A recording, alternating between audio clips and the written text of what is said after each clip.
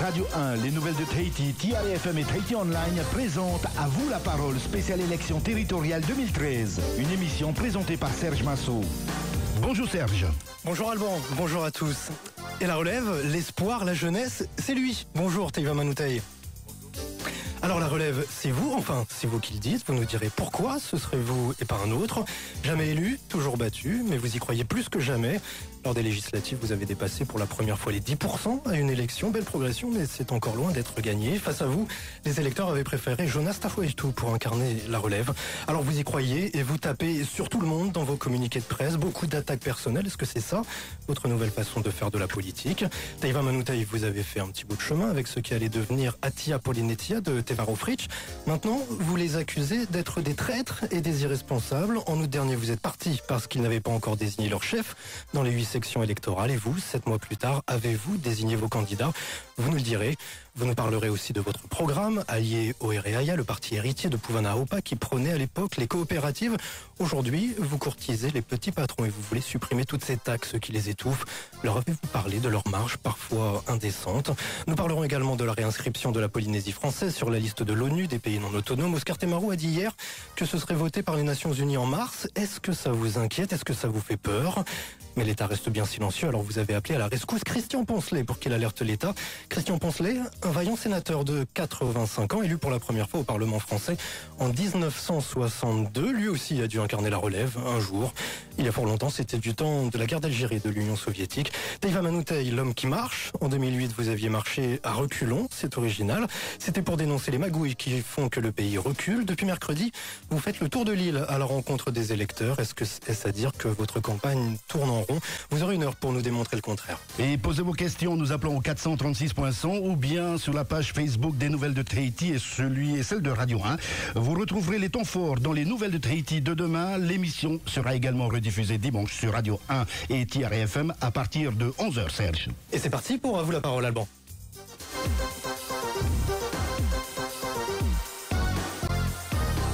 À vous la parole, spéciale élection territoriale. Donc notre premier invité, c'est vous, donc Teiva Manutaï du parti Porinetia Ora. Alors tout d'abord, je reprends cette question que j'ai évoquée dans l'introduction. Pourquoi est-ce que la relève, ce serait vous? D'abord, je vous ai trouvé passionné, amoureux et affectif à mon égard. Oh, c'est gentil, on va voir ça. Et pourquoi ça serait pas moi la relève? Vous savez, moi je suis dans une question d'héritage. Et lorsque je dis nous sommes sur une question d'héritage, je pense à tous les jeunes. Moi j'ai 35 ans aujourd'hui et nombreux sont les jeunes dont on a privé de jeunesse parce qu'ils n'ont pas d'emploi. On a la responsabilité de celles et ceux qui ne prennent pas leurs responsabilités, c'est-à-dire nos aînés. C'est nos aînés qui ont ruiné ce pays. Ceux-là même qui aujourd'hui ont fabriqué 80 000 pauvres qui émargent au RSPF et qui ne vivent qu'avec 7 000 francs d'allocation familiale. Faut pas oublier que ce sont nos aînés qui nous laissent aujourd'hui une facture de 100 milliards à payer, c'est l'encours de la dette du pays.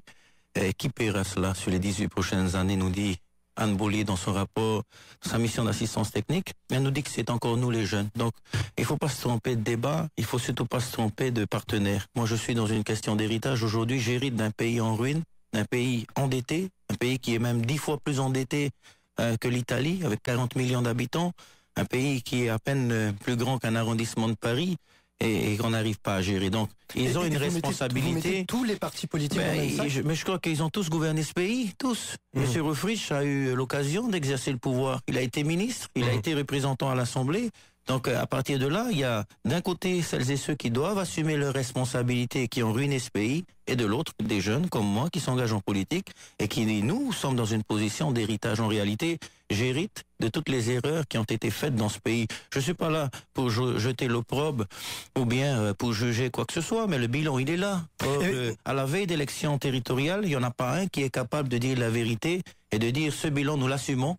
Et si il y a des problèmes fonciers, des problèmes de logement, d'expulsion des familles qui ne payent pas, si l'impôt est toujours plus lourd, eh bien c'est de notre faute et certainement que nous avons notre part de responsabilité. Ce discours-là, on a compris le constat. Simplement, je vous demandais pourquoi est-ce que ce serait vous la relève et pas quelqu'un d'autre. Il y a par exemple Patrice Jamais qui lui veut incarner la relève, qui ne veut pas des autres partis déjà élus.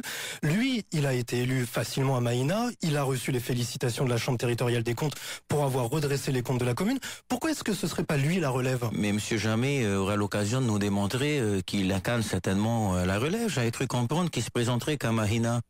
Et 2 ans à peine élu, il commence à nous dire qu'il veut déjà briguer le mandat à l'Assemblée territoriale. Mais visiblement, il a fait la preuve de ses qualités de gestionnaire, selon la CTC en tout cas. Les électeurs jugeront à la fois de la probité, de la qualité et de sa capacité à incarner la relève au moment voulu. Lui aussi, il parle de probité comme vous. Lui aussi, il parle de renouveler la classe politique comme vous. Je pense qu'il aura montré certaines choses déjà. De venir démontrer ici l'intégrité, la sincérité de sa démarche. Vous savez, vous me parlez de Patrice Jamais. Vous en doutez de son intégrité? Il est en scène depuis quoi, 2 ans? Moi, ça fait 6 ans que je me bats. Vous voyez? Et depuis 6 ans, je n'ai eu droit qu'à calomnie, injures ou des propos dont on qualifierait l'engagement politique de Manoutai comme étant quelqu'un qui est fier. Je ne crois pas qu'après 6 ans de conviction, de combat sur le terrain, sur la route, 6 ans de militantisme sans jamais céder à l'appel des sirènes, sans jamais mettre en avant ma carrière personnelle, politique, mon ambition ou la quête du pouvoir, 6 ans où je me suis présenté, vous l'aviez dit, vous le dites dans votre résumé, et à perdre, justement, il faut du courage pour accepter de la défaite. Mais justement, est-ce que comment vous expliquez que vous reviennent à la maison tel l'enfant prodigue pour qu'il en tuerait le veau? Moi, je ne suis pas de cette trempe-là. Vous voyez, mon père m'a appris une chose.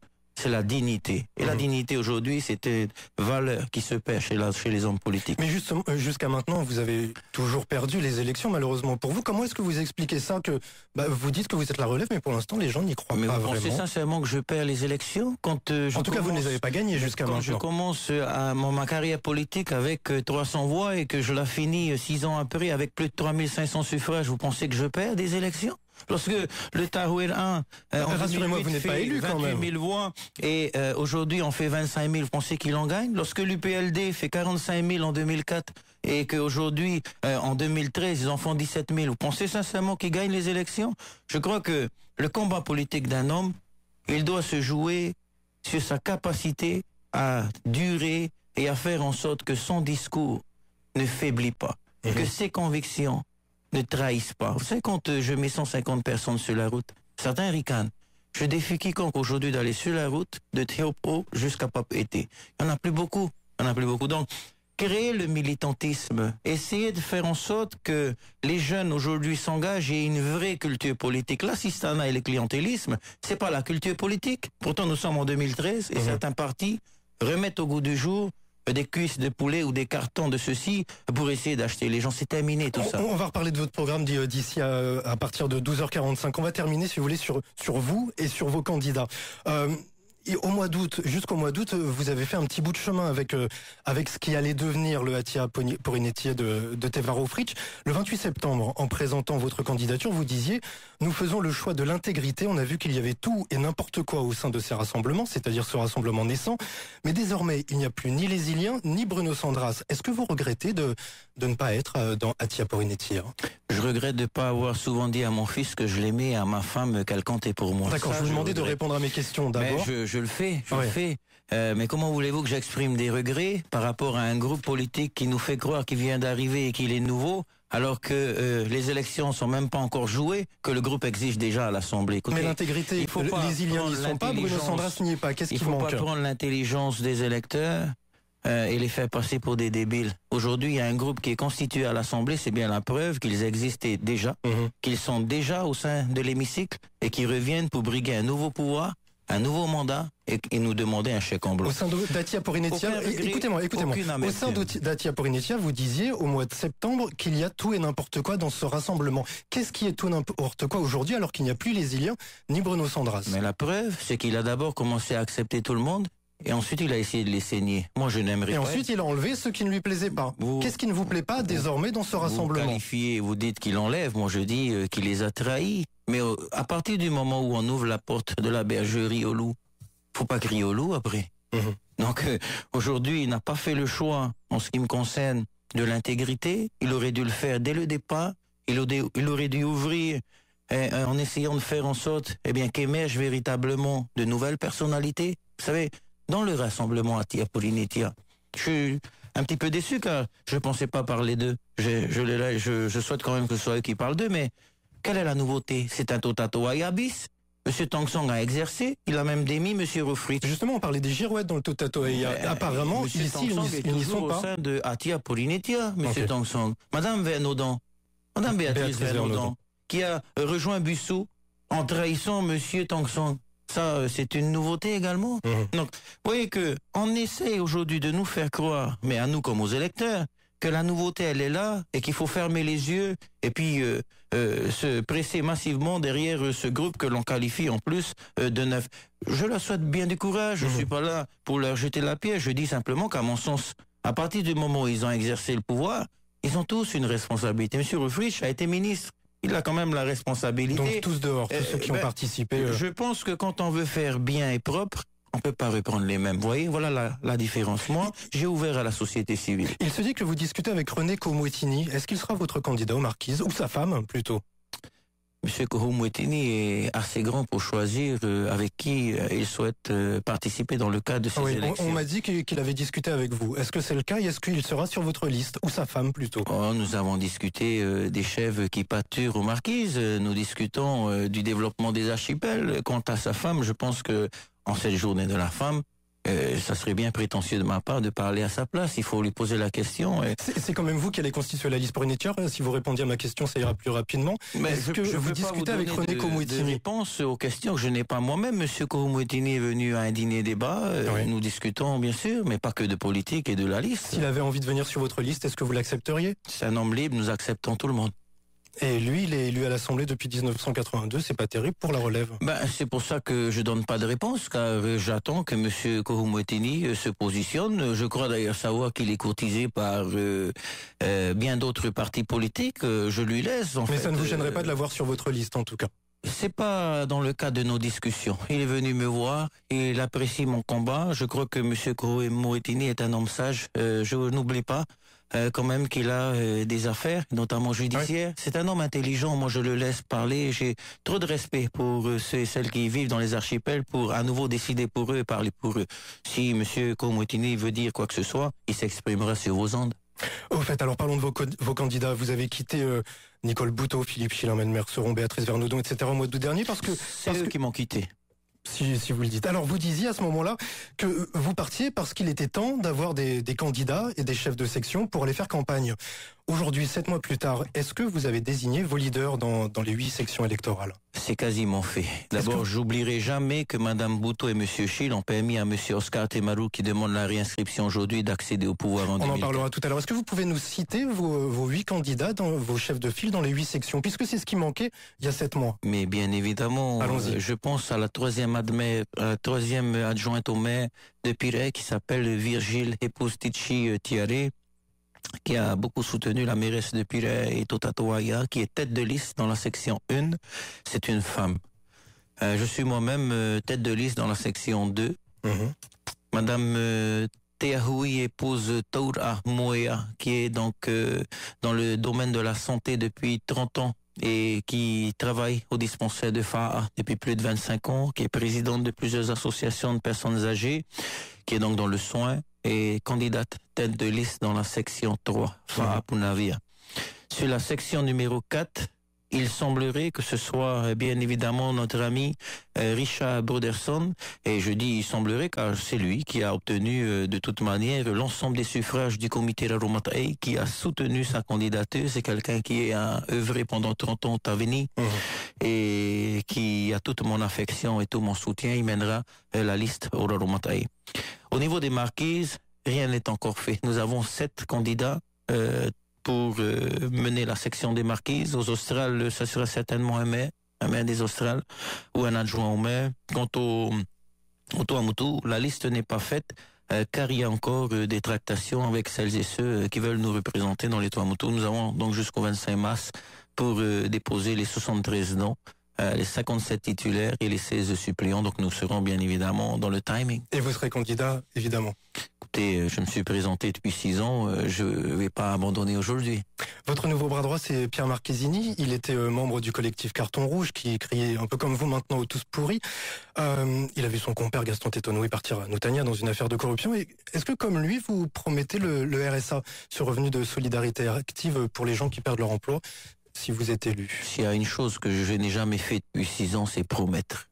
Je promets rien. Si on peut améliorer le quotidien des gens, si on peut donner aux patrons la possibilité d'avoir investi depuis 30 ans dans ce pays et d'avoir un minimum de retraite, pourquoi pas?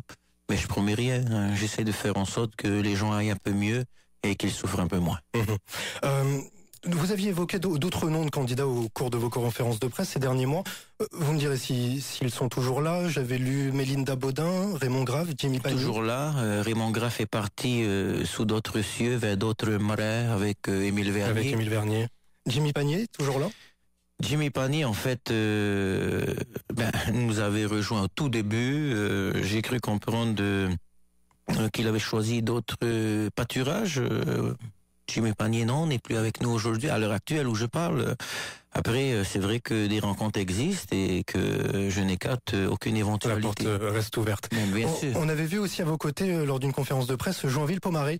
Il avait voulu s'autoproclamer roi de Tahiti il y a quelques années. Est-ce que, si vous êtes élu, est-ce qu'il sera roi? Il est descendant royal. Ah oui. Il s'autoproclame pas, il est. Il est la famille Pomaré. N'importe qui achète un livre d'histoire polynésien sait très bien qu'il y a eu l'annexion. Et que c'est la famille Pomaré, la reine notamment, qui a cédé la Polynésie française à l'État français. Donc, il s'autoproclame pas. Hein, il est de fait de lignée royale. Et c'est ce respect que j'ai voulu avoir. Vous prenez la avoir. République, un roi en République, c'est... Et alors, il y a bien une royauté à Monaco. Écoutez, moi je suis dans le respect des traditions. Pourquoi lever les guerres et les conflits alors qu'on peut travailler ensemble? Pourquoi s'affronter alors qu'il y a bien d'autres adversaires et bien d'autres combats? Je suis pas, moi, sur un combat idéologique aujourd'hui. Je suis sur la volonté de réduire la fracture sociale en Polynésie. Donc, si Monsieur Pomaré, qui quand même a beaucoup mûri aujourd'hui, accepte de faire en sorte que l'on puisse régler le problème foncier en se mettant autour d'une table, pourquoi je le rejetterai? Nous sommes tous Polynésiens. Maori tatou. Parlons de votre programme maintenant, il est 12h46. Au moment des législatives l'an dernier dans les nouvelles de Tahiti, vous faisiez ce constat, vous allez me dire si vous êtes toujours d'accord avec ce constat. Vous disiez, nous sommes les témoins de l'émergence d'une société coupée en deux, où l'on retrouve une élite qui s'enrichit et une classe moyenne qui s'appauvrit. Vous êtes toujours d'accord, j'imagine? Et dites-moi aussi, qui sont ces élites-là qui s'enrichissent pendant que les autres s'appauvrissent? Et je vous amène à relire le rapport de Hirote Faré à l'Assemblée qui a été commandé par rapport aux marges arrière. C'est pas Teiwa Manutei qui fait ce constat. Hein, c'est l'ensemble de la classe politique qui doit faire ce constat. Aujourd'hui, on parle des monopoles. On voit bien la loi de la concurrence qui n'a pas été votée. Je vous pose la question, pourquoi? Donc comment voulons-nous... qui sont ces élites qui s'enrichissent pendant que les autres s'appauvrissent? Mais je crois que, quel que soit le système, quelle que soit la société, y compris en métropole, il y a toujours eu du profit de la part d'une certaine caste. Une certaine caste, c'est-à-dire? Je ne vais pas les identifier ici, car ce n'est pas à moi de donner un cours d'histoire ou des leçons à qui que ce soit. Je dis simplement qu'il faut être dans une société de partage. Hein, et fini l'époque où les gens s'enrichissent et en essayant de se faire de l'argent sur le dos des autres. C'est terminé tout ça. On voit bien les abus à la défiscalisation. Écoutez, le ministre lui-même dit qu'il va falloir encadrer et davantage de contrôle. C'est pas moi qui le dis. On a vu la gabegie avec les fonds publics. Donc, à un moment donné, on peut pas continuer à avoir d'un côté celles et ceux qui font du profit et de l'autre, eh bien, 80 000 pauvres RSPF. Je dis que ça n'est pas décent. Je crois que il doit y avoir de la richesse pour tout le monde, à condition qu'on a des hommes politiques qui sont capables aujourd'hui, eh bien, d'être dans une dimension du partage, du partage de l'emploi, du partage de la richesse, du partage des terres, etc. Donc, on a tout finalement convoité. Et on a tout essayé de faire amener à soi. Aujourd'hui, il faut tout redistribuer. Et justement, vous parliez de la vie chère. Il y a quelques jours, c'était la Dépêche qui racontait que vous aviez rencontré les sociopros, des chefs d'entreprise, des importateurs au Royal Tahitien. Alors, donc la vie chère, les marges parfois exagérées. On se souvient de ces boulangers qui râlaient contre les taxes et finalement, on a vu qu'ils avaient des marges de près de 30%, si je me souviens bien, sur la baguette. Est-ce que... vous souhaitez, vous, favoriser l'essor du petit commerce en supprimant les taxes en cascade, c'est ce que vous disiez. Est-ce que vous avez dit à ces commerçants que certains d'entre eux pourraient peut-être faire un petit effort sur les marges? S'il y a bien quelqu'un ici qui n'a pas de langue de bois, c'est moi. Je l'ai dit ouvertement aux royautés haïtiens devant 300 socio-professionnels. Ils sont pas partis en fuyant. Ils ont dit oui, on te fait confiance. Ils ont dit d'accord, on réduit nos marges, on va réduire les prix. On vous fait confiance. Vous savez, pour lutter contre les marges arrières, il y a deux options. D'abord, il y a la lutte sur le plan international avec les centrales d'achat, on le sait très bien. Et ça existe dans le domaine notamment alimentaire et dans la pharmaceutique, avec les médicaments. On a très bien analysé, nous, les enjeux. Après, sur le plan local, il va falloir aussi lutter contre les marges arrières. Donc, aujourd'hui, nous avons la volonté d'essayer de réduire les 81 taxes en droit d'entrée. Lorsque le produit arrive, il y a 81 taxes qui sont prélevées. Ensuite, le produit à 100 francs, par exemple, arrive 4 fois plus cher une fois qu'il arrive sur les étables pour le commerce. Ce n'est pas normal. Donc, c'est la faute à qui, ça? C'est la faute du choix de la fiscalité qui n'a pas été faite. Par rapport au pays, nous avons les leviers. Il n'y a même pas besoin de loi de pays pour mettre en place la fiscalité adéquate. C'est une compétence dévolue au pays, elle est propre. Donc on peut décider aujourd'hui du choix fiscal, de la pression que l'on souhaite mettre en place. Par exemple, nous, lorsque nous arriverons au pouvoir, nous avons décidé non pas de prélever les taxes à l'entrée, mais à la sortie. Il faut quand même prélever parce que les principales recettes de ce pays, qui sont de l'ordre de 110 milliards aujourd'hui en recettes fiscales, eh bien, proviennent notamment des taxes et impôts. Donc à partir de là, il faut revoir le système fiscal. Mais c'est pas Manoutai tout seul qui va décider de la fiscalité de ce pays, du choix d'un impôt sur le revenu ou pas, TVA direct ou indirect. Ce sera pas un référendum, c'est ça? Il s'agit surtout de consulter les acteurs et c'est la raison pour laquelle nous avons réuni 300 chefs d'entreprise pour discuter avec eux sur la solution pour essayer d'alléger les charges fiscales, y compris les charges patronales. Et vous souhaitez également réduire les dépenses de l'administration. On entend souvent ce discours, parfois du côté des chefs d'entreprise, mais plus largement dire les fonctionnaires ne travaillent pas énormément, il y en a trop, etc. Vous-même, je crois, vous êtes éducateur spécialisé, j'imagine que vous êtes fonctionnaire. Vous êtes d'accord avec ce discours sur les fonctionnaires en général?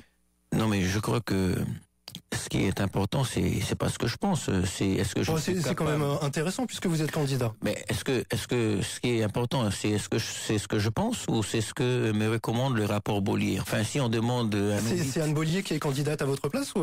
Mais il faut pas en tenir compte alors. Elle nous dit aujourd'hui qu'il faut réduire les dépenses de l'administration. Elle nous dit qu'il faut réduire la voilure et elle nous préconise un certain nombe de mesures. Alors ces économies, on les fait où dans l'administration? Soyons logiques, si on veut pas y répondre, pourquoi on lui demande de venir nous aider? On peut pas à la fois demander à quelqu'un, lui tendre la main, et puis dès qu'elle a tendu la main, lui mordre la main. Écoutez, moi, je suis simplement là pour dire, voilà les choses qui existent. Il y a eu les états généraux, il y a eu la mission d'assistance technique, il y a des recommandations. On sait que 60% du budget et des recettes fiscales aujourd'hui sont absorbées par rapport aux dépenses de fonctionnement de l'administration. Je vous prends juste un exemple. L'immeuble Papineau, qui abrite aujourd'hui le CEFI, ça nous coûte quand même 480 millions par an, 40 millions par mois. Écoutez, sans vos impôts. Donc, est-ce que vous trouvez acceptable de continuer à payer des impôts et de les lever pour financer ce type de dépenses? Le pays n'aurait pas pu utiliser les crédits d'investissement, construire 100 bâtiments et au bout de 15 ans, l'amortir et être propriétaire. Pourquoi louer les bâtiments de l'administration? Voilà encore une absurdité. C'est encore leur responsabilité, mais c'est encore notre héritage. Est-ce qu'il faudra réduire le nombre de fonctionnaires et où est-ce qu'il faudra en enlever? Dans quel secteur? Non, mais on sait ce qu'il faut faire aujourd'hui. Par exemple, laisser partir à la retraite ceux qui doivent partir tranquillement et qui profitent de leur retraite, à condition que l'on relance l'emploi pour faire en sorte que le système de la retraite et le système de soins au sein de la caisse de prévoyance sociale soit pérenne. Pour qu'elle soit pérenne, il faut plus de cotisations puisqu'on a perdu 8000 emplois. Première chose. Deuxième chose, aujourd'hui, réduire les dépenses de fonctionnement. Et si vous me demandez l'exemplarité de la classe politique que nous devons aux électeurs, je vais vous dire que ce que personne d'ailleurs n'a proposé, c'est la réduction des dépenses des indemnités des élus du gouvernement. C'est la réduction des indemnités... On les baisse à combien alors ces indemnités? Alors, nous, c'est 20%. C'est dans le programme, ça sera dans la profession de foi. Concrètement, comment voulez-vous continuer à lever des taxes pour entretenir les avantages et les salaires d'une certaine classe politique? Là, par contre, je peux les citer si vous voulez. Donc, à partir de là, c'est disproportionné. Il y a des gens qui gagnent 7000 francs, il y a des pêcheurs qui doivent aller dans l'eau tous les jours à Tautila pour avoir 10 000 francs. Et on a un ministre qui gagne 1,2 million. Écoutez, vous pensez que c'est acceptable aujourd'hui? Voilà à quoi servent nos impôts. Pour relancer l'économie, j'ai vu que vous souhaitiez mettre enfin en œuvre le chantier de la route traversière. Mais pour relancer les grands travaux, en général, on dit qu'il faut de l'argent. Vous allez le trouver où, cet argent? Mais dites pas enfin. Dites heureusement, et j'espère que vous voterez pour moi, comme ça je pourrai faire en sorte que nos idées et nos projets voient le jour. Car si elles voient pas le jour, c'est parce que effectivement les gens peut-être n'ont pas bien compris la sincérité de notre démarche. Oui, simplement parce qu'il faut relancer les grands travaux. Et comment on fait, avec quel argent? Quel argent? Il y a déjà 40 milliards en défiscalisation. Est-ce que vous savez que, par exemple, les sociétés, si je peux en citer juste une, comme Vinci, c'est-à-dire JLP Polynésie, sont prêtes à financer la totalité du projet du réseau routier en demandant 0 franc au pays, mais en installant un système de péage? Ça se discute. Il faut en parler. Là où est la route et la vie, on aura des stations de service tout le long, des aires de jeu, des parcs pour les enfants, on aménagera du logement social. Ils ont créé 17 maisons, on a 30 milliards de crédits. Qu'est-ce qu'on fait dans ce pays? Je vous parle même pas des projets d'assainissement, de potabilisation de l'eau. On paye de l'eau aujourd'hui dans nos communes, et alors que l'eau n'est pas potable, et on achète une bouteille d'eau avec la machine qui va avec. Mais où est-ce qu'on va? On se marche sur les pieds, je vous dis. Et je lisais que justement ce projet de route traversière, vous disiez que ça pourrait permettre, ça permettrait aux Polynésiens de récupérer leurs terres et donc de régler le problème foncier. Une route, et ça règle le problème foncier? Là où est la route et la vie, qu'est-ce qui fait aujourd'hui que les gens n'accèdent pas à la propriété foncière dans les fonds de vallée? Il n'y a pas de route, il faut louer le caisse, il faut aménager la traçabilité. Ensuite, qui irait vivre au fond de vallée alors qu'ils n'ont pas le courant? Il faut amener l'eau, il faut amener tout ça. Donc, dire aux gens, ouais, vous êtes propriétaire, mais débrouillez-vous, est-ce que c'est raisonnable? Maintenant, si on a des voies de pénétration, vous pensez que quoi? Mais les habitants vont commencer à aller revendiquer leurs terres, deviendront propriétaires, et pourront peut-être faire un peu plus d'élevage et de farapou. Dire planter, c'est bien. Encore faut-il donner les moyens de pouvoir accéder à sa propriété pour pouvoir construire quelque chose. Vous parlez peu de l'agriculture, justement, le secteur primaire, c'est quelque chose qui est secondaire pour vous? Bien sûr que non. Non? Non, bien sûr que non. Plus on va dans la zone rurale, et je vous signale que j'ai entamé une marche de Tiopo jusqu'à Papeete, je suis bien conscient des enjeux de la presqu'île. Les agriculteurs existent à la presqu'île comme ils peuvent exister à Papara, comme ils existent dans tous les archipels. Un des plus grands greniers de la Polynésie, c'est encore les Marquises. Mais si on ne règle pas le problème de fret qui est trop élevé, si on ne règle pas le problème des prix et de la centrale d'achat, Kaioturo ou Rimahoturo, comment voulez-vous que les agriculteurs soient motivés pour aller planter? D'ailleurs, je vous pose une question, comme je peux la poser à tous les électeurs. Nous avons formé dans ce pays combien d'ingénieurs agronomes? Combien d'ingénieurs agricoles? Est-ce qu'il y a un lycée aquacole? Il n'y a rien. Donc ils l'ont pas fait, mais on va le faire. Expliquez-moi une chose. J'ai vu que vous étiez le représentant du député de métropole Nicolas Dupont-Aignan. C'est le dernier à se revendiquer de l'héritage du général de Gaulle en France. De Gaulle, l'homme qui a dessiné les essais nucléaires en Polynésie, qui a ciblé comme Chirac, Pouvana, par exemple, comme Mitterrand, comme les autres. Est-ce que vous assumez cet héritage du gaullisme?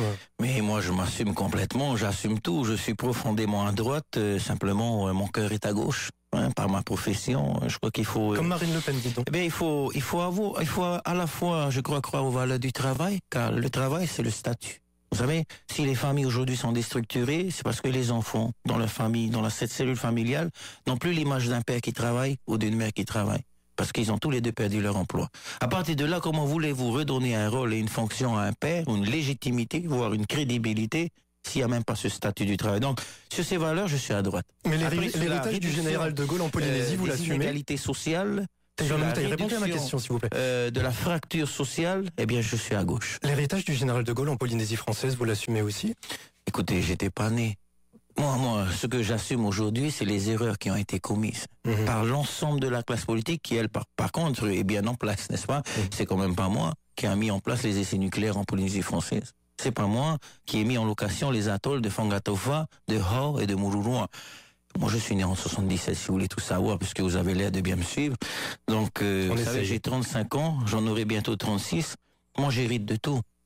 Mais le problème, c'est qu'aujourd'hui, maintenant qu'on a cette question de l'héritage, comment on construit autrement? Et vous venez me dire que c'est avec les mêmes qu'on pourra faire autrement. Je vous dis que non. Oh, moi, je ne vous dis rien. Dernière question avant de marquer une première pause.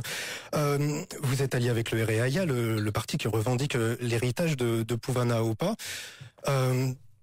Je lisais, c'était dans la dépêche il y a quelques jours, c'était Bruno Sora, le biographe de Pouvana Opa, qui disait que le successeur logique de Pouvana Opa, c'est Oscar Temaru.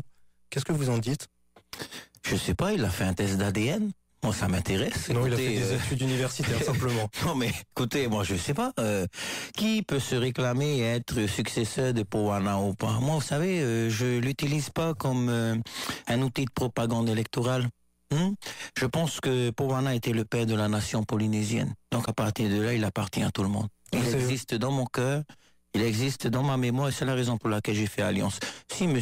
Temaru avait autant de respect pour M. Povana, pourquoi il n'a pas appelé M. Tapoto au lieu de le trahir en prenant M. Anderson? Vous savez, il faut pas... Georges Anderson qui était également au Hereaia lors des précédentes élections. Qui a perdu les élections du Hereaia, qui a monté le comité 527. Donc quand on parle de respect, on prend le parti du Métour. Moi, c'est ce que j'ai fait. Povana Opa, c'est un héritage collectif, on a compris. Dernière juste question, il reste 20 secondes. Est-ce que vous êtes favorable à sa révision à la révision du procès de Povana Opa? Bien sûr, je suis allé en métropole il y a un mois. J'ai demandé à M. Laurent Cabrera, directeur du cabinet de M. Lurel et membre éminent du Conseil d'État, de réétudier la révision du procès de Povana. Il m'a dit que c'était une promesse de François Hollande. Écoutez, moi, je crois encore à la parole de l'État. Et deuxième partie d'À vous la parole, donc, on va parler réinscription de la Polynésie française sur la liste de l'ONU des pays non autonomes. Ce sera à partir de 13h15. Mais d'abord, parlons de vous, Teiva Manutei. Alors, vous aurez 36 ans la semaine prochaine, le 13 mars, très exactement, si je ne me trompe pas. Vous êtes né d'une mère kanak et d'un père tahitien. Est-ce que vous vous intéressez à ce qui se passe en Nouvelle-Calédonie? Est-ce que vous pensez que la Polynésie française devrait s'inspirer de l'exemple calédonien?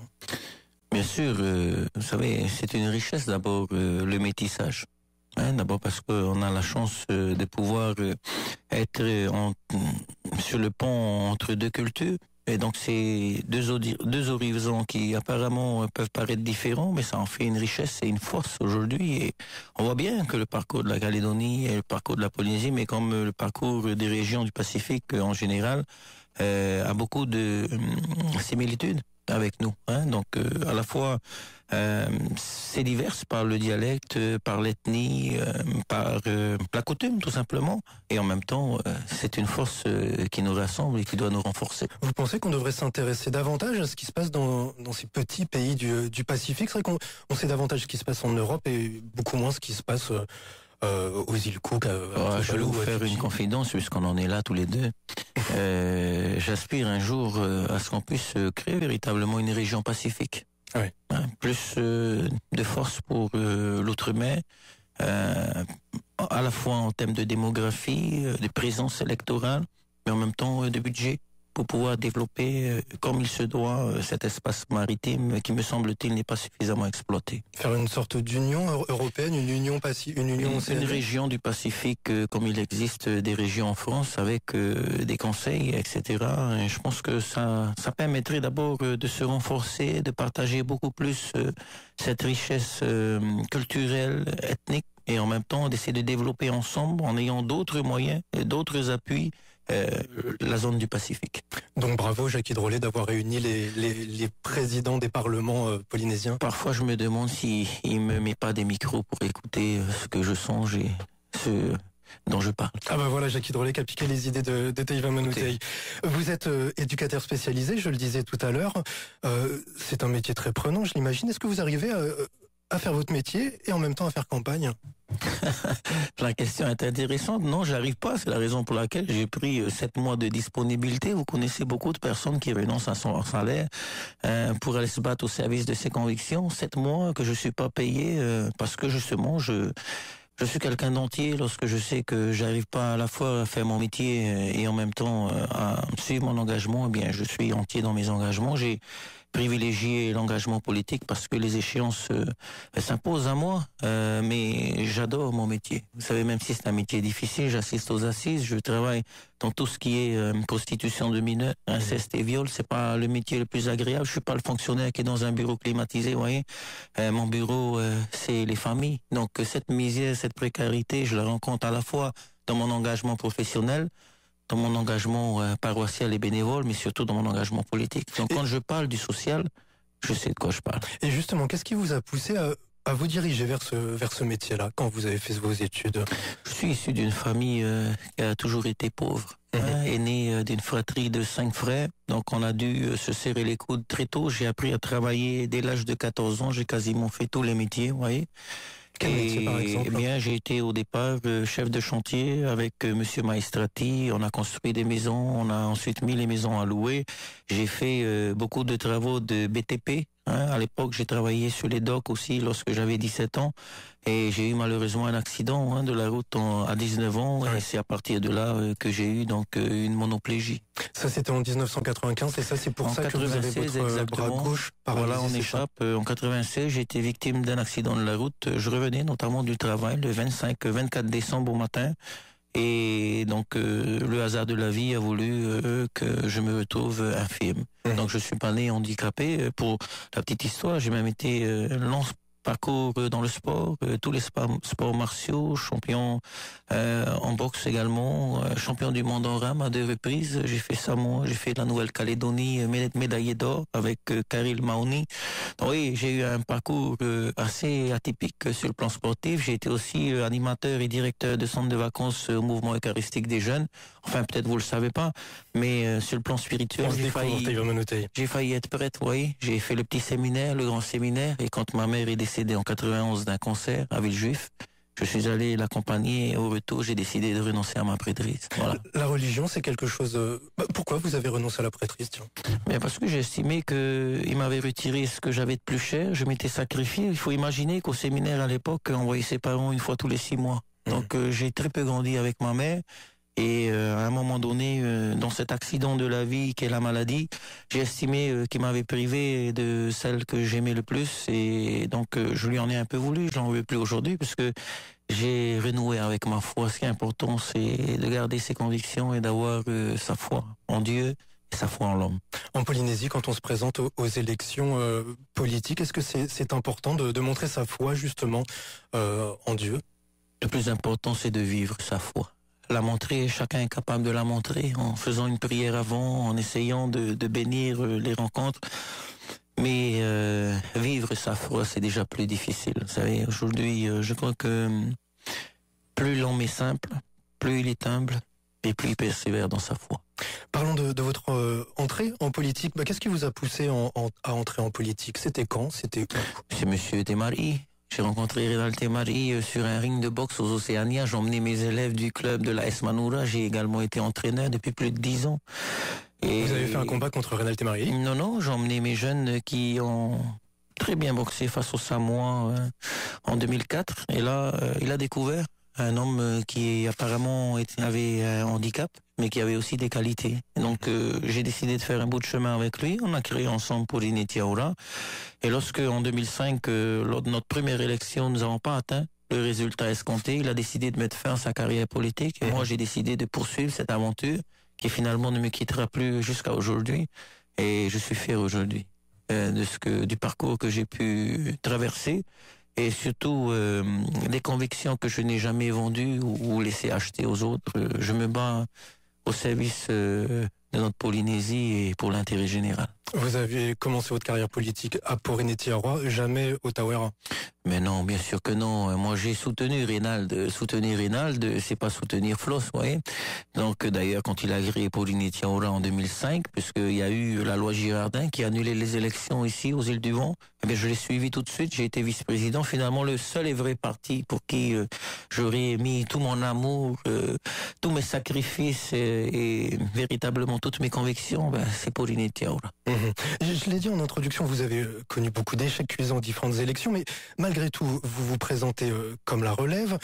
D'où est-ce que vous vient cette confiance en vous assez extraordinaire? Mais avant moi, vous avez dû bien connaître beaucoup d'échecs aussi, et l'ensemble des échecs, ça s'appelle l'expérience. Donc, est-ce que depuis 6 ans, je suis heurté à quelques échecs électoraux, en tout cas, certainement, parce que je ne suis pas élu.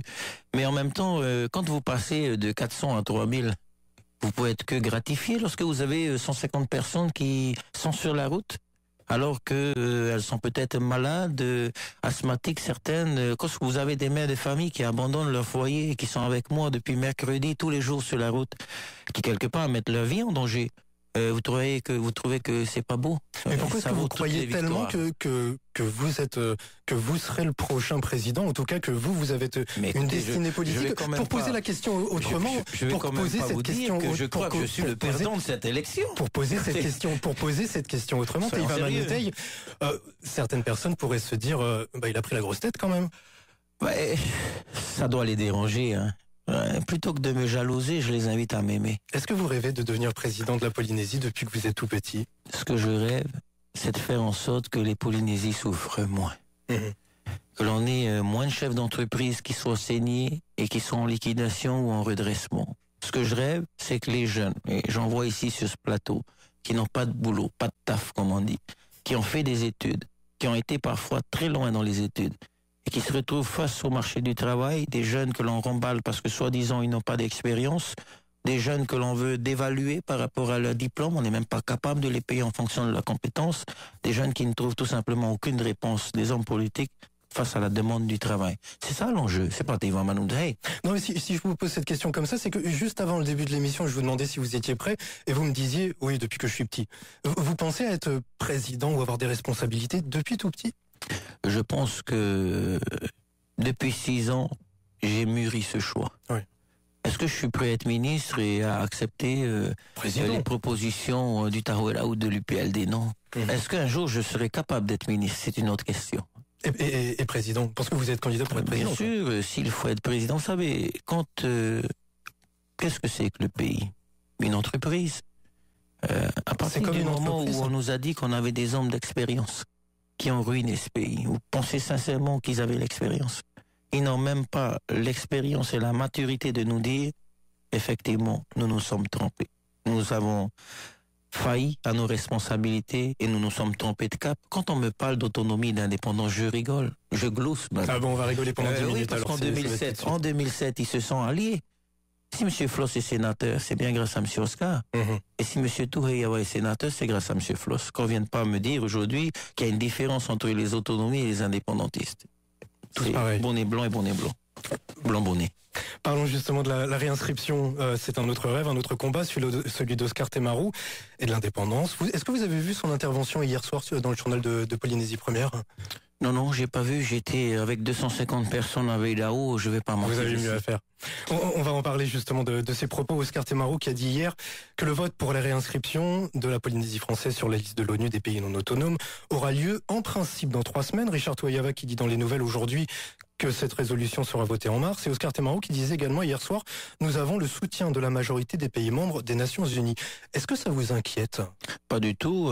Il devrait plutôt avoir le soutien de l'ensemble des électeurs aux prochaines élections. Parce que mais le fait de voir la Polynésie réinscrite sur cette liste, est-ce que c'est inquiétant? Ça me fait pas peur. C'est pas les Fidjiens, les Samoa ou qui que ce soit qui vont venir voter le 21. Donc s'il souhaite perdre son temps sur un débat stérile qu'il a engagé lui-même sans consultation populaire, parce que écoutez, nous n'avons même pas été consultés.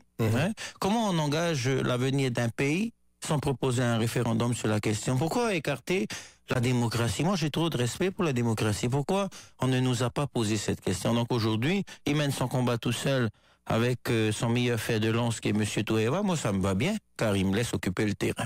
Je vais me faire l'avocat du diable de l'UPLD, en tout cas. L'UPLD qui dit, bah oui, mais quand la Polynésie a été enlevée de cette liste, la France n'a pas fait de référendum en 1946, si je ne me trompe pas de date. Le débat, à mon sens, parce que là, c'est le diable en question qui se mord la queue, c'est pas la réinscription. C'est qu'est-ce qu'on fait pour faire en sorte que les jeunes qui n'ont pas de travail aient du travail aujourd'hui? C'est pas ça qui va régler le problème, c'est ce que vous dites. Mais bien sûr, il est déconnecté des réalités. La réalité aujourd'hui, c'est l'accession à la propriété foncière, l'accession au logement, l'accession au plein emploi. C'est ça la réalité des Polynésiens. Et c'est pas est-ce que oui ou non la Polynésie sera réinscrite d'ailleurs. On fait tout un pataquès. Enfin, l'ambassadeur de la France a fait son travail, car on a revu la première mouture qui a été proposée. On parle même plus de pays à décoloniser. Écoutez, s'il veut en faire une âme de propagande électorale, vous savez, en période politique, chacun choisit ses âmes. Moi, je choisis le peuple. Vous avez mandaté le sénateur Christian Poncelet, je le disais, pour alerter l'État. L'État, jusqu'à ce qu'on entende parler de ce représentant français à l'ONU, l'État semblait étonnamment discret. Est-ce que ça vous a surpris? D'abord, vous n'avez pas été très gentil avec M. Poncelet. Vous oubliez quand même qu'il a été président du Sénat. C'est vrai. Et c'est la deuxième plus grande institution du pays. C'est quand même le président du Sénat qui remplace le président de la République en cas de décès. Donc c'est pas n'importe qui. Et je voudrais pas qu'on en fasse n'importe quoi. J'ai trop de respect pour lui. Non, mais depuis que je l'ai saisi d'ailleurs, on a vu sortir du bois l'ambassadeur de la France. C'est grâce à vous? Je sais pas si c'est grâce à moi, mais on oublie que nous avons été les pionniers nous avons été les premiers à écrire à M. Poncelet pour lui demander, avec le soutien de M. Dupont-Aignan qui est député, eh bien, d'essayer de faire en sorte que la Polynésie reste française. M. Rofritch arrive avec un courrier 3 semaines, 1 mois après, et il nous dit, qui veut me rejoindre pour signer? Mais ça faisait déjà 1 mois et demi que j'ai signé le courrier. Mais lui, il voulait écrire au président de la République, François Hollande. Je pense qu'ils sont en manque d'idées. Je pense d'ailleurs que quand on est républicain, on passe pas par l'ONU. Pourquoi éviter le dialogue? Il y a un problème de dialogue avec l'État. Après, on vient de nous dire qu'il faut construire le partenariat, lequel? Si on s'adresse au secrétaire général des Nations Unies, faut être cohérent. Moi, voyez-moi, je n'ai pas saisi Ban Ki-moon. J'ai saisi le président du Sénat, l'ancien président du Sénat, sénateur, pour qu'il interpelle, lui, le secrétariat général de l'Élysée, afin qu'il interpelle M. Hollande. Vous voyez que moi, je suis respectueux. Et pour vous, est-ce que la réinscription, ça signifie automatiquement l'indépendance? Non, c'est un processus, mais écoutez, la Calédonie, tiens, vous me parliez de la Calédonie, oui, vous me faites revivre mes ancêtres, la maternelle en plus, en cette période de la commémoration de la journée de la femme, merci. Écoutez, la Calédonie, justement, elle est réinscrite depuis 30 ans. Pensez que ça a changé quelque chose? C'est un processus qui permettra à l'ONU d'avoir un droit de regard, mais enfin, les Polynésiens aujourd'hui ont eu 170 milliards de dotation de l'État. La question est, qu'a fait la classe politique avec cet argent? Voilà la question. Vous êtes contre la réinscription, je l'ai bien compris. Non, je suis contre le déni de démocratie. Je suis pour, à une condition. Référendum et qu'on pose la question à Serge Marceau. Ah ben, on vous la posera à vous aussi quand même. Je signale quand même qu'il est dur, car il dit les 6 000 expatriés ne pourront pas voter. Bon, moi je les invite à voter pour nous. Et il dit que tous ceux qui n'ont pas 15 ans de résidence ne pourront pas voter. Vous voyez le type d'individu que l'on a? J'invite, moi, les 40 000 personnes qui sont en résidence depuis moins de 15 ans en Polynésie à nous soutenir. Restons en Nouvelle-Calédonie un instant, juste pour vous faire plaisir. Si vous voulez. Pour vous rappeler les propos du président du gouvernement calédonien, Harold Martin, qui est loyaliste, donc autonomiste, et pourtant lui, il disait qu'il est très content que son pays soit inscrit sur cette liste. Il disait, pour nous, et pour moi en particulier, qui suis opposé à l'indépendance, eh bien je trouve que c'est bien d'être sur cette liste parce qu'il y a des nations qui surveillent et il faut remplir des critères. En clair, il dit que c'est une sécurité pour éviter l'indépendance. J'espère qu'il n'est pas en train de dire qu'il n'est pas capable, donc il a besoin de quelqu'un qui contrôle ce qu'il fait. En tout cas, j'ai du respect pour lui, il lui appartient de penser ce qu'il veut. La Calédonie, c'est pas la Polynésie française. Quelle est la manne de notre pays? Dites-moi. En Calédonie, vous avez les mines de nickel, qui a une richesse minière. Ici, il n'y a pas de richesse. Mais je la cherche. Il y a une richesse à exploiter, certainement le tourisme, certainement la perle, mais pas avec celles et ceux qui ont développé ces secteurs. Tout ce que le politique a touché a dégringolé. L'agriculture, il y en avait, il n'y en a plus. La perle, il y en avait, il n'y en a plus. La pêche, les bateaux sont en quai. Le tourisme se casse la figure. On a des taux de participation de 96. Vous avez vu, ça remonte le tourisme depuis quelques mois. C'est ce qu'ils disent. Peut-être le taux de fréquentation. Le taux de fréquentation au salon du tourisme a augmenté. Mais venez avec moi visiter les pensions de famille. Tiens, je vous invite à la pension de famille de Théopo où nous étions hier soir. Vous allez voir. Chez Mélinda Baudin. C'est pas chez Mélinda Baudin, c'est chez Monsieur Papa Pita. Il n'y a plus personne. À Ouainé, vous voulez faire un tour avec moi dans les hôtels? Ils ont tous fermé, les restaurants, il n'y en a plus. J'ai juste regardé, c'était les 50% des hôtels à Bora Bora ont fermé et les employés ont accepté 50% de baisse de la... Vous le savez, vous êtes des journalistes aguerris. Mais c'est quand même les statistiques de l'Institut de la statistique. Mais écoutez, les chiffres, on dit ce que l'on veut avec les chiffres. Est-ce qu'on a une capacité d'accueil en chambre aujourd'hui et quelle est-elle? Bon bah l'ISPF tous dehors, vous aussi. Parlons du fond du sujet, la colonisation. Est-ce que c'est un sujet tabou et qu'est-ce que ça veut dire la colonisation pour vous en Polynésie? Ça a un sens? La colonisation, je sais pas ce que ça veut dire. Le néocolonialisme version Temaru, je sais ce que c'est. Le néocolonialisme, c'est le colonialisme par l'argent. Par exemple, lorsque l'on vient dire aux investisseurs chinois, étrangers je parle, que nos lagons sont à leur disposition, je suis inquiet. Et là, on leur dit ça vraiment? Écoutez, qu'est-ce qu'on fait dans la joint-venture? Dites-moi. On leur dit tout simplement qu'ils peuvent venir exploiter les lagons polynésiens. Voilà, en nous faisant croire qu'il y aura 10 000 emplois de créés. Je dis non. On leur dit, pour vous, la colonisation, ça veut rien dire. C'est hors sujet, ça n'existe pas. Mais écoutez, moi, je veux donner à manger aux gens. Je veux donner du travail. Quand je vais dans les familles tous les jours, on ne me parle pas de colonisation. Peut-être que c'est eux qui ont un problème de concept, je sais pas. Écoutez, moi, j'écris pas de bouquin. Parce que je sais, c'est que les gens veulent du travail, une terre, veulent qu'on arrête de les expulser des logements sociaux, veulent qu'on baisse les impôts, veulent qu'on arrête de leur envoyer l'impôt foncier, l'impôt immobilier. Voilà ce que veulent. Et les chefs d'entreprise, c'est ce qu'ils veulent. Qu'on relance l'économie de ce pays. Ils ne parlent pas de débat stérile, de colonisation, je ne sais quoi. Moi, je suis fier d'être fier d'être polynésien et d'appartenir à cette terre. Mais quand je reviens une dernière fois sur ce que disait Oscar Temaru hier à la télé, il disait l'ONU aura l'occasion de voir tout ce qui s'est passé en Polynésie depuis 1946. Est-ce que vous avez peur de regarder l'histoire en face, tout simplement? Écoutez, je vais commencer à être jaloux, commencer à l'aimer plus que moi. Oh non, soyez pas jaloux de moi, ça commence mal. Dites-moi un petit peu. Il a aussi dit qu'il a été en prison. Vous pensez qu'il a été en prison? Moi, je refuse d'entrer. Je vais lui dire, d'ailleurs, nous avons un débat télévisé, j'ai hâte de lui dire qu'il faut qu'il revienne à la réalité.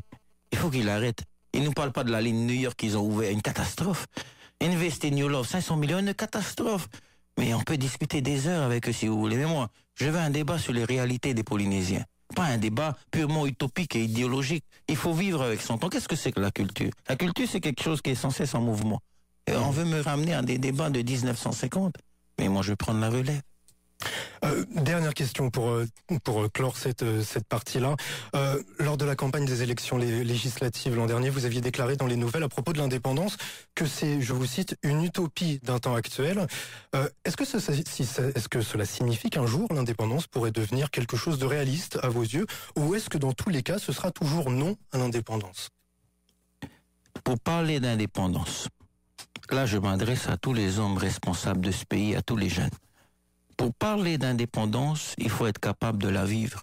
Moi, je ne suis pas le candidat qui va amener le peuple à l'indépendance et qui ne la vivra pas. Donc, dans tous les cas, c'est toujours non. Par eux, non. Par eux, non, ils ne vivront pas l'indépendance. Mais par vous, alors? Après eux, c'est le déluge. Alors, aujourd'hui, si question d'indépendance il doit y avoir, c'est tous ces jeunes qui reviennent des écoles, qui ont fait des études ou qui n'en ont pas, qui doivent débattre du choix de société et de l'avenir de ce pays, du destin commun des Polynésiens. Est-ce que pour vous, ce serait un jour concevable, ou dans tous les cas, c'est non? Ce n'est pas une classe politique qui ne vivra pas cette indépendance demain de venir nous dire voilà où on va. Bon, ça tombe bien, je ne parle pas à la classe politique, mais à vous simplement. Est-ce qu'un jour... Mais moi, je suis un homme libre de mes mouvements, libre de répondre à ma question alors. L'indépendance un jour, pourquoi pas si les conditions sont réunies, ou dans tous les cas c'est non? Quelles conditions? Définissez-moi les contours. Quel est le procureur polynésien qu'on a formé? Quel est le magistrat? Quels sont les docteurs? On nous dit qu'il faut aller chercher des docteurs cubains. Très bien, donc nous, les petits Polynésiens maoris, on doit se faire soigner par des Cubains. Et eux, il y en a un qui va en Amérique et l'autre, il va en France se faire soigner. Écoutez... Oui, aujourd'hui, c'est impensable. Est-ce qu'un jour, vous pourriez dire... Parlez-moi alors, dites-moi, M. Manoutey, si l'indépendance est préparée, si elle est raisonnée, si on a les cadres compétents qu'il nous faut, est-ce que c'est un sujet sur lequel vous débattrez? Eh bien, excellente question, je vous répondrai que je n'écarterai aucun débat. Mais je ne peux pas amener les Polynésiens à prendre une position alors que je sais pertinemment qu'on n'en est pas prêt. D'ailleurs, si on était prêt, pourquoi ils demanderaient le contrôle de l'ONU? Encore une absurdité supplémentaire. Allez, il reste 5 minutes. On va passer aux questions en vrac. Toute une série de questions qui n'ont aucun rapport les unes avec les autres, et je vous demanderai des réponses relativement courtes, si possible. Quel est votre objectif pour le premier tour en termes de pourcentage? 5, 10, 15, 20, 50%? Faire passer nos messages, incarner la relève et faire en sorte que toutes celles et ceux qui, en 2012, se sont abstenus, qu'ils viennent massivement sanctionner cette classe politique. Vous serez content à partir de quel score? Il n'y a pas de chiffre précis. Il faut passer le premier tour. Et le premier tour, c'est 12,5%, c'est 14 000 électeurs. Et on se bat pour les avoir. Et si vous n'étiez pas au second tour? Avec vous, ça fait 13 999. Et si vous n'étiez pas au second tour, pour qu'est-ce que vous appelleriez? J'envisage même pas ne pas être au second tour. Vous savez il y a beaucoup de monde qui n'envisage pas de ne pas être au second tour. Mais bien sûr, il y a du soleil pour tout le monde. Simplement, il faudrait bien avoir à un moment donné 3 personnes. On ne m'attendait pas aux législatives. Je suis arrivé 3e devant le député sortant.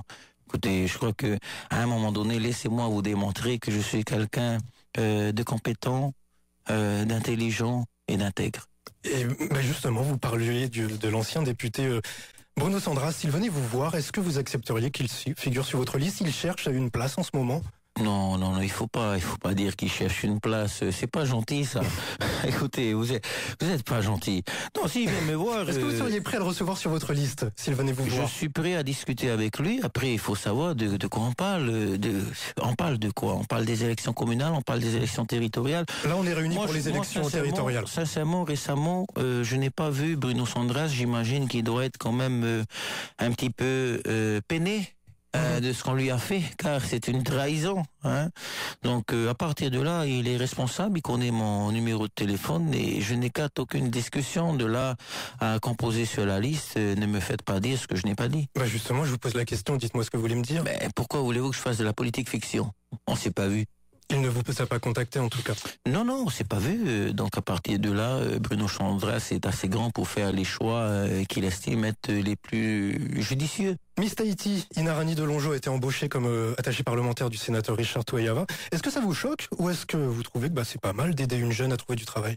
Oh, j'ai pas de position là-dessus. Je sais pas quels sont les critères de recrutement. J'en sais rien. Écoutez, certainement, si ça lui permet de vivre une expérience au Sénat. Moi, j'y suis moi-même allé, pourquoi pas? Dire ça, faut poser la question à celui qui a été à l'initiative de l'embauche. Hein. Oui, mais vous êtes candidat, vous pouvez avoir un avis sur un certain nombre de choses. Plus de prétention que j'en ai. Est-ce que vous êtes favorable ou non à l'ouverture de casinos en Polynésie française? Vous parlez des magasins que dirige Faletta? Non, je parle des magasins de jeux que vous avez installés, Franck Faletta. Référendum, je pense que le loto, le kénon, tout ça, c'est des casinos. Après, il faut évoluer avec son temps. C'est un débat que je n'écarte pas. Il faut poser la question à la population. C'est elle qui doit dire si oui ou non elle accepte la mise en place de casinos. Mais vous savez, vous faites 3 clics sur Internet, vous tapez casino et puis c'est terminé. On peut jouer dessus. Donc, c'est un débat qui mérite beaucoup plus d'entretien avec vous. Non, les gens qui voteront pour vous ne sauront pas si vous êtes pour les casinos ou pas. Mais les gens ne me posent pas la question du casino. Le PACA, vous êtes pour ou contre la légalisation? Non, je suis contre profondément. D'ailleurs, je trouve minable l'attitude du président du pays ou de manière générale de ceux qui le soutiennent sur la dépénalisation. Car je trouve que aujourd'hui, c'est une pelle et une pioche qu'il faut donner aux jeunes, pas un joint et puis une boîte d'allumettes, vous voyez. Donc je vais à Outoumaro, je rencontre, bien sûr, ça veut dire du boulot. Vous savez ce que c'est qu'une pelle et une pioche? Du boulot. Hein, pour aller sur les chantiers, dans le BTP, construire des bâtiments, des routes, voilà ce qu'il faut donner. Et non pas le joint et la boîte d'allumettes, parce que quand on a fini de planer, on est toujours dans les mêmes problèmes. Allez, il nous reste 20 secondes. Votre marche à pied autour de Tahiti, donnez-nous votre programme. Ce soir, vous êtes où et ce week-end? Je sens que vous allez venir marcher. Donc ce soir, on est à Toahutu. Demain, nous sommes à Travo. Après-demain, on sera sur Papeari, puis Mataya, Papara, Paea. Ce soir, réunion publique? Ce soir, oui, réunion publique devant la mairie de Toahutu. Eh bien, merci beaucoup, Teiva Manutei, d'avoir répondu à nos questions pendant une heure. J'y suis et les rafales, je suis content. La semaine prochaine, celui qui est sur les rafales, ce sera Kito Born-Ortega. Il sera à votre place. Je vous donne rendez-vous donc vendredi prochain, 12h30. Radio 1, les nouvelles de Tahiti, TRFM et Tahiti Online vous ont présenté à vous la parole spéciale élection territoriale 2013. Revivez cette émission sur www.radio1.pf et sur www.lesnouvelles.pf en audio et en vidéo. Rediffusion ce dimanche de 11h à midi sur TRFM et Radio 1.